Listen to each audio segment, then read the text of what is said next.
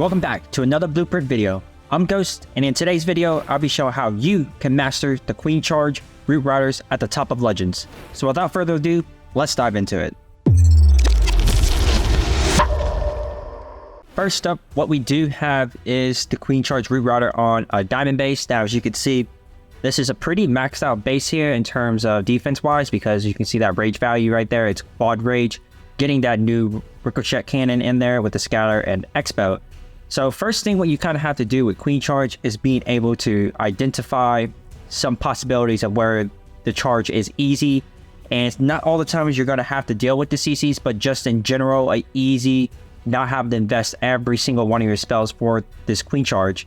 Now, as you're going to see in a lot of the replays, what I do like to use are going to be the siege machines, which is going to be that fling flinger and of course the battle drill. So I always typically look for fling flinger value and being able to focus on the Queen Charge. Since we only have 30 seconds, that's all I'm basically planning for. I'm not trying to plan out the full attack, but just the little simple things. So basically here, being able to start this Queen Charge at the very bottom of 6 o'clock and being able to start with the fling flinger here, because with this fling flinger, I'm going to be able to pick off not only the multi, the ricochet cannon, archer tower, and basically set this whole right side funnel so that my queen can walk towards the right and walk towards the left for the town hall.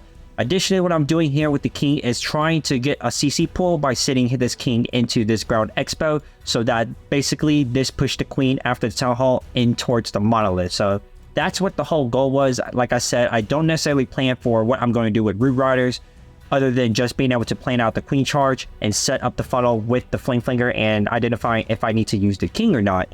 So here, moving along, while we are getting the town hall down safely, the fling flinger is still working. I'm going to send that skelly spell right there just to be able to tank that monolith, dropping that poison. And after this is a go sign to start your root riders, because again, you're not necessarily always going to have enough time, so you don't want to stall so long and start the root riders later on in the attack. So what we have incorporated here is that mini warden with this push, just to buff it up with more HP, since the mini warden and the warden does not stack and none of the troops actually stack on top. This mini warden actually does provide its actual additional HP.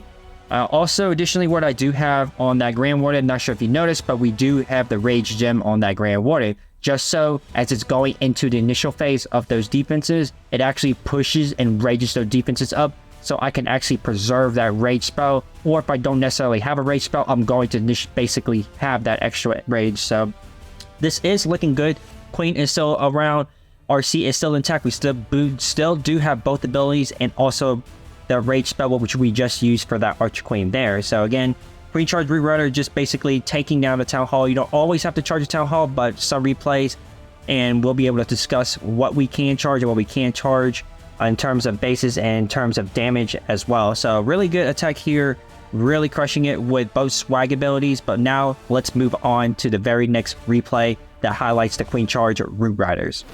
All right, next up, what we do have is another diamond base, but this time the rages aren't going to be on the side, but more so focused on two specific points. One going to be by the town hall. As you can see, it does cover pretty much a lot of damage there. Additionally, on that top side, this is going to be both of those multi-single expo and of course that eagle artillery. So this one, we're going to basically do the same approach. Now, main thing about this I kind of noticed is that there's actually no monolith behind that town hall. So if I were to actually bypass this initial damage here, there's going to be nothing to stall or kill the queen afterwards. So this is not necessarily going to be a lot of spells invested, because it's just the initial start. So you're most likely going to encounter maybe 2 rages just to be able to get through that whole entire section. But here, what I wanted to do is establish where I want to drop the where I want the queen to go, because where I want the queen to go is into this town hall. So that's where I'm doing with the baby dragon, and I kind of started the queen more so on that right side, just so that she can step in from that right side, as we are being able to see here.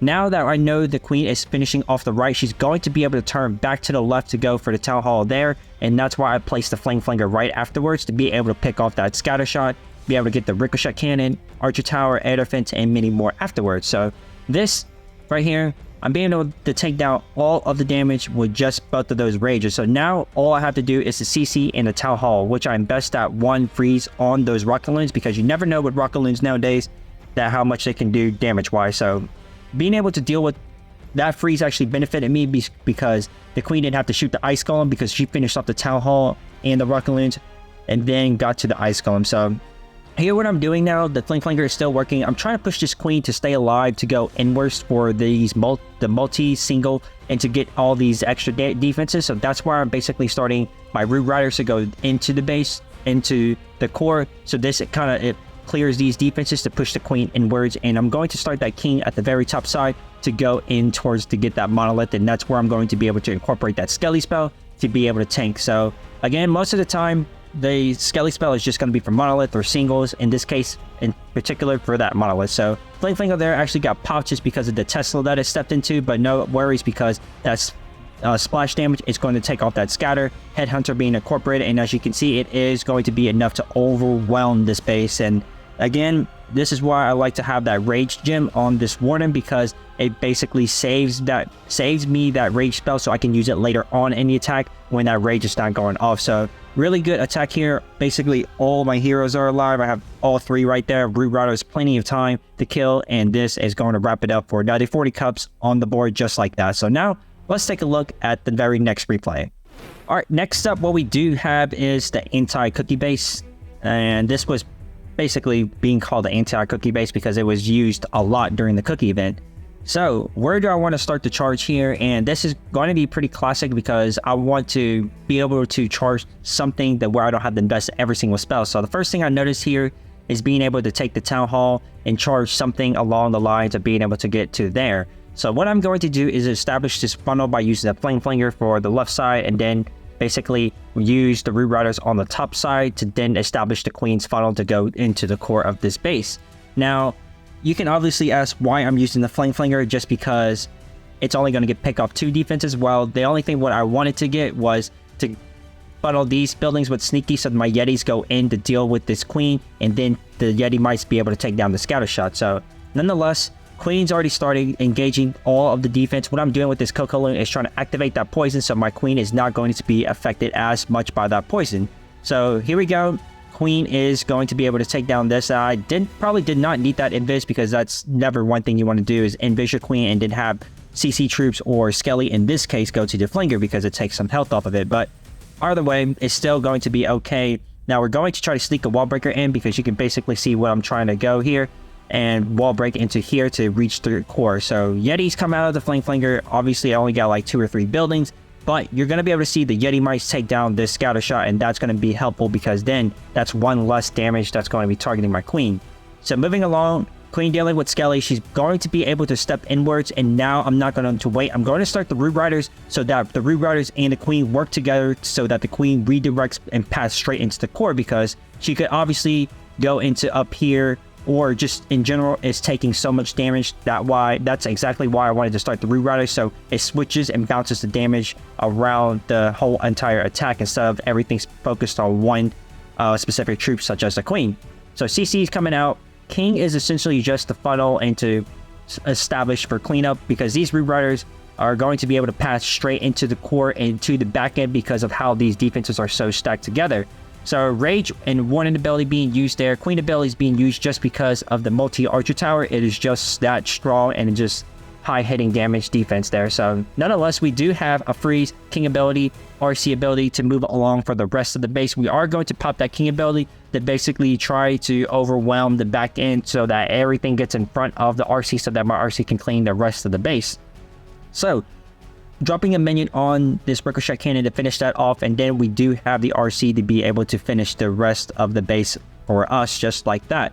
Even though the Root Riders did die a little bit, the Queen died a little bit earlier than what I intended for, but nonetheless it is just going to be enough to secure the triple and to get another 40 cups on the board just like that. So now that we've covered the 2 diamonds in the box, let's focus on another box base. And next up, we have none other than Twan, who is one of the top legend pushers for Zap E Titans. So, first thing I notice here is, again, like I'm always looking for these flinger value. This is the first one that popped out to me to be able to get the single. So, dropping the Queen, I immediately found the Tesla farm there just because it does seem like it's baited for Warden walks in specifically. So, it is going to be a little bit hectic and having to use the Rage first because of all that damage there, but nonetheless it is okay. I'm going to jump the flinger because, like I said, I want to be able to carve out a good amount of defenses and set a pathing for my queen. So this is essentially what all of my flinger is going to be able to get, and I'm wanting to charge my queen into here. And then as we could see, I am pulling every single one of the black mines, red mines, you name it, all of the above, because this does seem like it's baited for Smash in general. Maybe this queen charge is baited, but who knows? He'll be able to tell us there if he does see this replay. So what I'm wanting to do here is be able to charge my queen into the core so that I can send my root routers to go through the monolith. And when I have their opening is for the BK to get the town hall, so the root routers pushes all the way into the core and the queen pushes to the core. So you can basically see how this entire attack is going to unfold, because everything is going in one direction, and that is just to this side, because with the flinger being able to eliminate this and the root router starting early to push there, this leaves my queen nowhere to go other than straight through the core. So king going in there, it's a little bit unfortunate that this was a gold mine and not a defense, because this actually pushed everything around the monolith. But luckily, this town hall not actually being activated yet actually keeps everything going in the right direction and as in what I intended for. So popping the king ability, still have that warning ability. I'm holding it super late because I wasn't sure if the root riders were taking a lot of damage. In this case, there weren't taking that much damage, so that's why I held it. But unfortunately, with all the defenses on this bottom half of the base that's not cleared, it made a huge split and then caused my root riders to go down and not up. But as you see, I had 3 freezes and an invis left in the pocket. That's why what exactly I'm doing is keep freezing so that my RC can get through there, buying enough time so that my king and root riders can path all the way back up to this side of the base. As queen is doing queen things stuck on the wall, Yeti and the flank flingers are coming out, as the flank flinger did do its job in clearing that entire top side. But here we go, root riders, king, warden, and that queen is still working. Still got that queen ability, and this does look like it's going to be crushed. Being able to identify the queen charge, using the flank flinger to actually funnel, starting the root riders early just to keep the queen alive. That's what you're going to do a majority of the times, because again, you can't actually wait until the queen gets the maximum value, because the time is always going to be an issue with root riders. And that's why I started them early in combination with the king to push everything in one direction, as we saw over here. So now that we've covered this, let's go and move on to the very last replay of today. In our very last replay of today, now we did see all of those flame flingers, but this time I think I'm going to show you guys a battle drill. If I remember correctly, I did use a battle drill.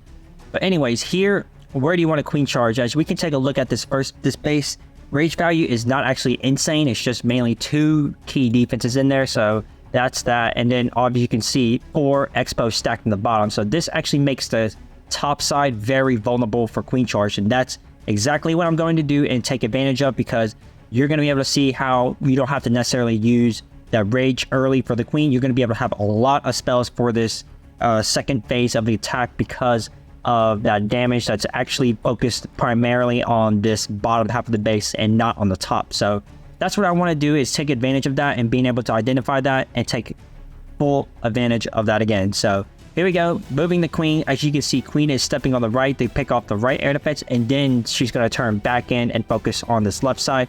And she's going to be angled over here. So with her being angled over here, I'm going to be able to start my root riders on this side to push the queen and turn her around to go on this side, because I don't want the queen to go all the way here, because if she does go here, she's basically going to miss on this monolith. And being able to actually focus on the same direction the queen is going, this pushes the queen to the monolith, so everything's working together to go in that same one direction, which is all back in towards the RC. So now the queen actually did not need a rage until just now. I am actually just using that first raid to push her through these defenses. And as you can see, we have a minute 30 left on the clock, and I'm not going to wait, and I'm having to start, because again, me not having to use the rage and just being so patient with it actually took a lot longer than what I thought. So here, I'm going to have to start my attack. My second part 2 of the attack, I'm going to freeze and poison that CC. As you saw, it's plenty of rocket launch enough to kill the queen. So here, I start my battle drill at the very top to go for the multi, and then as you see there, root riders all working down with the barbarian king to get this eagle, because if this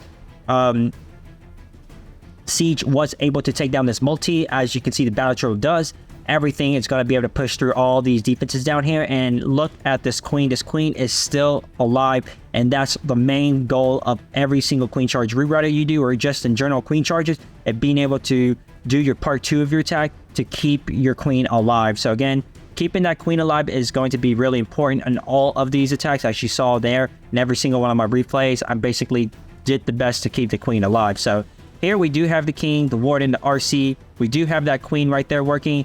Couple cleanup troops still there, but this is by far way more than enough to get the rest of the base down. So really, really great hit there, swagging that RC ability. We still have the queen ability intact, that barbarian king alive, and yep, this is just overwhelmed 3-star for yet another 40 cups. So I really hope you guys were able to take some few tips and tricks on how to establish that and take advantage of full fling flinger and starting them early.